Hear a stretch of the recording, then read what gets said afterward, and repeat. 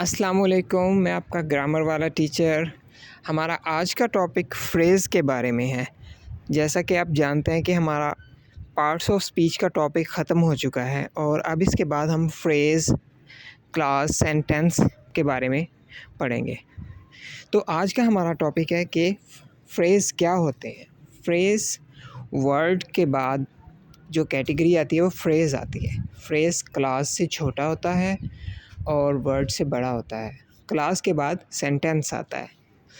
Phrase, a small group of words that functions as a meaningful grammatical unit within a sentence or clause।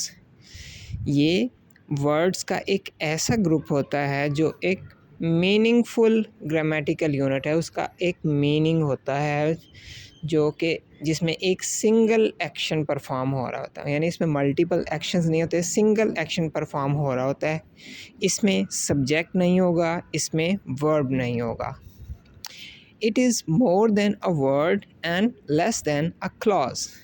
A phrase has no finite verb. ये चीज़ याद रखनी है आपने कि जो आपको शायद किसी ने पहले बताई भी ना हो कि एक फ्रेज़ में फिनाइट वर्ब नहीं होता। इसमें एक एक्सेप्शन है, जब हम फ्रेज़ की टाइप्स पढ़ेंगे तो वहाँ पे एक फ्रेज़ की टाइप आती है वर्ब फ्रेज़, उसमें फिनाइट वर्ब हो सकता है, बाकी इसकी किसी टाइप में फिनाइट वर्ब नहीं होगा। अब हम पहले पढ़ते हैं कि फिनाइट और नॉन फिनाइट वर्ब्स होते क्या हैं। What is finite and non finite verb? A finite verb has tense, shows agreement with its subject, and can act as main verb. It changes form. Finite verb वो verb होता है जो हमें tense के बारे में बता रहा होता है, ज़माने के बारे में बता रहा होता है। ये अपने सब्जेक्ट के साथ एग्रीमेंट शो करता है और ये मेन वर्ब के तौर पे भी काम दे सकता है। ये अपनी फॉर्म भी चेंज करता है। इसको किसी हेल्पिंग वर्ब की ज़रूरत नहीं होती। इसमें याद रखें कि यही बात है कि इसको किसी हेल्पिंग वर्ब की ज़रूरत नहीं होती। जैसे she sings, he ran, they will गो।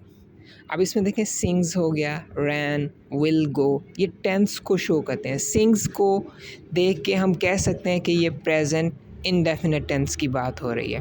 रैन को देख के हम कह सकते हैं कि ये पास्ट इंडेफिनिट की बात हो रही है। विल गो को देख के हम कह सकते हैं कि ये फ्यूचर इंडेफिनिट टेंस की बात हो रही है। तो यानी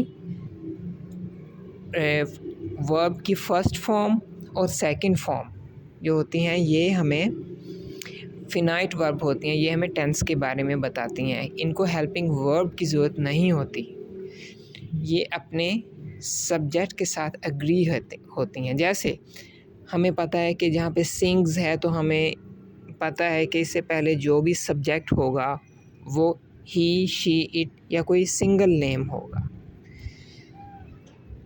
इसके बाद आता है non finite verb. Non finite verb की पहचान ये होती है कि ये टेंस को शो नहीं करता और ये मेन वर्ब के तौर पे भी काम नहीं देता। जैसा कि मैंने पहले पढ़ा, फिनाइट वर्ब को सब्जेक्ट की ज़रूरत होती है, जबकि नॉन फिनाइट वर्ब ऐसा इसको सब्जेक्ट की ज़रूरत नहीं होती। ये अपनी फॉर्म चेंज नहीं करता। ये डिराइव्ड फॉर्म है वर्ब की जो मेन फॉर्म होगी, फिनाइट फॉर्म होगी, उससे डिराइव किया होता है, उसकी डेरिवेशन होती है ये। You cannot determine the tense while looking at it। आप इसको देख के नहीं बता सकते कि कौन सा टेंस की बात हो रही है। फॉर एग्ज़ाम्पल इसमें प्रेजेंट पार्टिसिपल और पास्ट पार्टिसिपल फॉर्म आती हैं। आईएनजी वाली फॉर्म को देख के हम नहीं कह सकते कि कौन से टेंस की बात हो रही है। अब कहीं पे जैसे लुकिंग लिखा है तो हम इसको देख के नहीं बता सकते कि कौन सा टेंस है। लुकिंग आईएनजी वाली फॉर्म प्रेजेंट कॉन्टीन्यूस में भी इस्तेमाल होती है, पास्ट कॉन्टीन्यूस में भी, फ्यूचर कॉन्टीन्यूस में भी।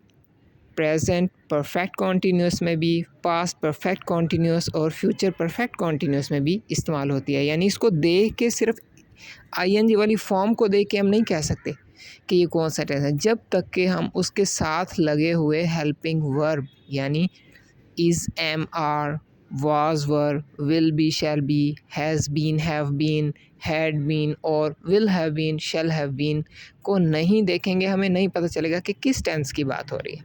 इसी तरह थर्ड फॉर्म है जैसे लुक्ड, अब लुक्ड थर्ड फॉर्म जो है जिसको हम पास्ट पार्टिसिपल भी कहते हैं, ये प्रेजेंट परफेक्ट में भी इस्तेमाल होती है, पास्ट परफेक्ट में भी और फ्यूचर परफेक्ट में भी। यानी उसको देख के तो हम नहीं कह सकते कि अगर थर्ड फॉर्म है कि कौन से टेंस की बात हो रही है जब तक उससे पहले हम has, have, had, will have, shall have को नहीं देखेंगे। तो ये फिनाइट और नॉन फिनाइट में मेन डिफरेंस है। नॉन फिनाइट की आगे 3 टाइप्स हैं, जेरेंड्स, इन्फिनिटिव्स और पार्टिसिपल्स। जेरेंड्स आईएनजी वाली फॉर्म होती है जो कि एज ए नाउन इस्तेमाल हो रही है, जो किसी नाम के तौर पे इस्तेमाल हो रही है। For example, Amanda likes painting. अब पेंटिंग क्या है? ये एक नाम है, नाउन है। नाउन क्या है? किसी चीज़ को पेंट करने का जो काम है उसको एक नाम दिया गया, उसको हम पेंटिंग कहते हैं। फ़िशिंग, फ़िश पकड़ने के इस अमल को एक नाम दिया गया, उसे हम कहते हैं फ़िशिंग। सोना, स्लीपिंग, ये भी एक नाउन है।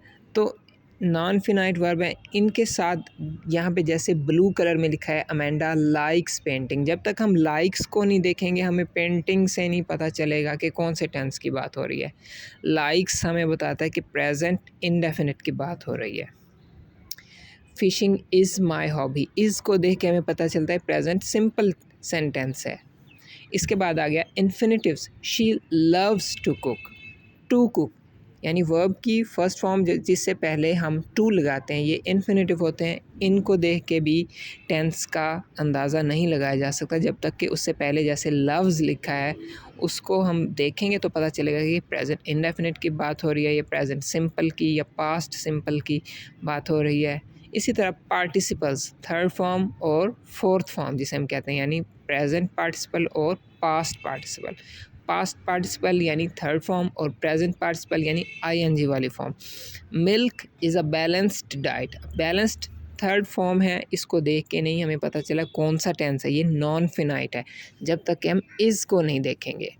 The cat was drinking milk, जब तक हम वॉज को नहीं देखेंगे हमें नहीं पता ड्रिंकिंग ये अमल हो रहा था, हो रहा है या हो रहा होगा। तो ये फिनाइट और नॉन फिनाइट है। इसके बाद हम मेन टॉपिक पे आते हैं, फ्रेज। फ्रेज क्या है? So a phrase can not have a finite verb because finite verbs needs finite verb needs a subject and phrase can never have either a subject or a verb. अब phrase के बारे में तो हमने पढ़ा है कि इसमें सब्जेक्ट नहीं होता, वर्ब नहीं होता। अ phrase can have a non finite verb, इसमें नॉन फिनाइट वर्ब हो सकता है। Example, the book is on the table. अब ऑन द टेबल क्या है? ये फ्रेज़ है, इसमें कोई सब्जेक्ट नहीं है, इसमें कोई वर्ब नहीं है, इसमें ऑब्जेक्ट है, सब्जेक्ट नहीं है। In the playground, kids are playing in the playground. She enjoys baking cakes in spare time. अब बेकिंग नॉन फिनाइट है, हमने ऊपर लिखा है कि phrase can have a non finite verb. Her plan is to complete the task. To complete क्या है? Infinitive है, नॉन फिनाइट वर्ब है। तो ये फ्रेज़ की कुछ एग्जांपल्स हैं। Structure of phrase, it is made up of headword and one और मोर optional modifiers.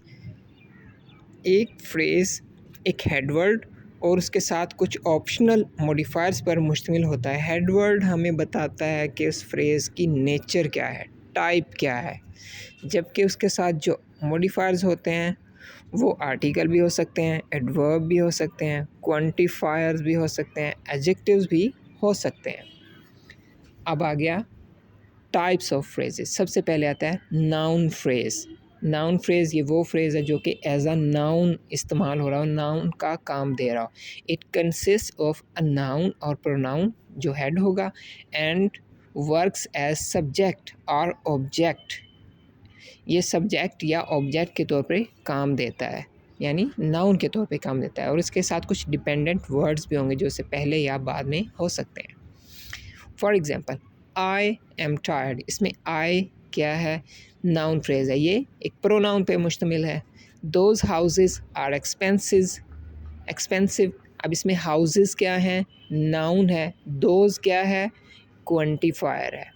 The man with the dog was handsome, इसमें मैन क्या है? नाउन है, उसके साथ वर्ड्स हैं जैसे दी, विद द डॉग, ये क्या हैं? डिपेंडेंट वर्ड्स हैं, ये क्वांटिफायर्स हैं। I watched a scary movie, a scary movie noun के तौर पे काम दे रही है। आई वॉच्ड, मैंने देखा, क्या देखा? कोई चीज़ देखी। अब कोई चीज़ नाउन ही होगी ना, नाउन ही किसी चीज़ का नाम हो सकता है। A scary movie. I saw a sunflower in the garden, मैंने क्या देखा? कोई चीज़ देखी होगी, यानी कोई नाउन देखा। A sunflower in the garden noun phrase है। इसके बाद आता है adjective phrase. Adjective phrase adjective का काम देता है, यानी it consist of an adjective.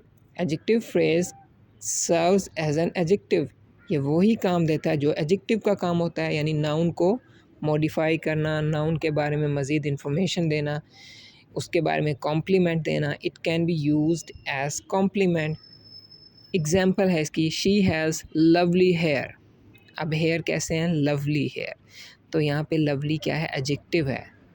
Lovely hair adjective phrase है।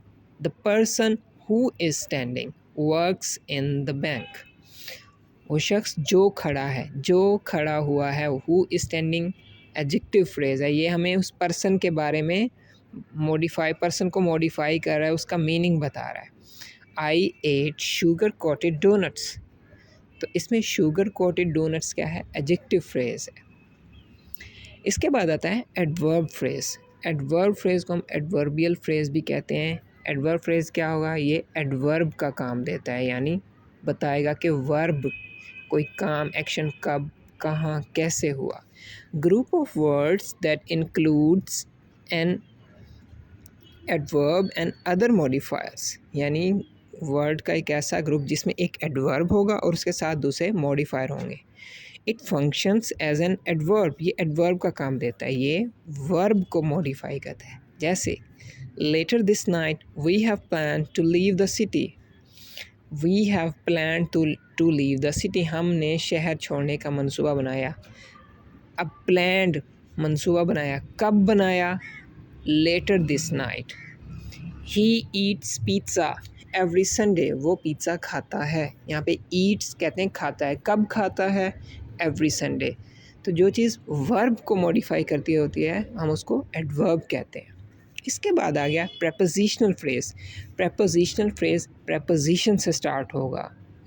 A group of word consisting of a preposition, जिसमें एक प्रेपोजिशन होगा और उसका ऑब्जेक्ट होगा। प्रेपोजिशन के साथ उसका ऑब्जेक्ट ज़रूर होगा। Its object is called preposition phrase. It always starts with preposition and ends with noun और प्रोनाउन। ये हमेशा एक प्रेपोजिशन से स्टार्ट होगा और इसमें इसके साथ नाउन या प्रोनाउन होगा जो कि उसका ऑब्जेक्ट होगा। For example, books were kept inside the bag. अब इनसाइड क्या है? प्रेपोजिशन है। बैग क्या है? इस प्रेपोजिशन फ्रेज का ऑब्जेक्ट है। On the way to the school we saw a puppy, हमने एक पपी देखा। स्कूल के रास्ते में ऑन क्या है? प्रेपोजिशन है। स्कूल क्या है? ऑब्जेक्ट है। Prepositional phrase can also behave as adjective, ये एडजेक्टिव के तौर पे भी काम आ सकता है और एडवर्ब के भी तौर पे काम आ सकता है। यानी प्रेपोजिशनल फ्रेज जो कि प्रेपोजिशन से स्टार्ट हो रहा हो, अगर वो नाउन को मॉडिफाई कर रहा होगा तो ये एडजेक्टिव होगा। अगर ये वर्ब को मॉडिफाई कर रहा होगा तो ये प्रेपोजिशनल फ्रेज होगा। तो प्रेपोजिशनल फ्रेज एज एडजेक्टिव होगा। For example, the girl in the middle is the cutest. अब the girl in the middle, in क्या है? प्रपोजिशन, यानी प्रपोजिशन फ्रेज है। अब ये प्रपोजिशन फ्रेज किसको मॉडिफाई कर रहा है? गर्ल के बारे में बता रहा है, नाउन को बता रहा है, तो इसका मतलब ये एडजेक्टिव के तौर पे काम दे रहा है। अब प्रपोजिशनल फ्रेज की एग्जांपल है, they are running around the park. Around क्या है? प्रपोजिशन है, तो अराउंड द पार्क क्या होगा? प्रपोजिशनल फ्रेज होगा। अब ये किसको मॉडिफाई कर रहा है? रनिंग को। वो कहाँ भाग रहे हैं? Around the park. I walked to the store. अब टू द स्टोर प्रपोजिशन से स्टार्ट हुआ है, प्रपोजिशनल फ्रेज है। ये किसके बारे में बता रहा है? वॉकड को बता रहा है। हम कहाँ चले? To the store.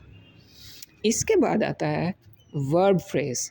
Verb phrase में फिनाइट वर्ब आ सकता है, ये एक ही इसकी टाइप है जिसमें फिनाइट वर्ब आ सकता है। It consist of N auxiliary verb and a main verb. इसमें ऑक्सिलरी वर्ब होगा और मेन वर्ब होगा। It can consist both finite and non finite verb. इसमें फिनाइट वर्ब भी हो सकता है और नॉन फिनाइट भी। जो ऑक्सिलरी वर्ब होगा वो हमें उस मेन वर्ब के बारे में, उसके टेंस के बारे में बताएगा कि टेंस फ्यूचर है, पास्ट है या प्रेजेंट है। ठीक है ना, ये आस्पेक्ट ऑफ टेंस को बताता है। Auxiliary verb aspect of tense को बताता है, टेंस का आस्पेक्ट क्या है। कॉन्टीन्यूस भी हो सकता है, परफेक्ट भी हो सकता है, परफेक्ट कॉन्टीन्यूस भी हो सकता है। I go to school, I am going to school, I have gone to school, I have been looking at the sky for 2 hours। अब देखें इसमें गो क्या है, वर्ब है, सिंगल वर्ब है। इसके बाद आ गया I am going to school, ये नॉन फिनाइट वर्ब है। एम इसमें ऑक्सिलरी वर्ब है, गोइंग इसमें वर्ब है, जाना मेन वर्ब है। अब एम हमें आस्पेक्ट बता रहा है कि ये कॉन्टीन्यूस आस्पेक्ट है, मतलब कोई काम जारी है। I have gone to school, I have been looking at the sky for 2 hours।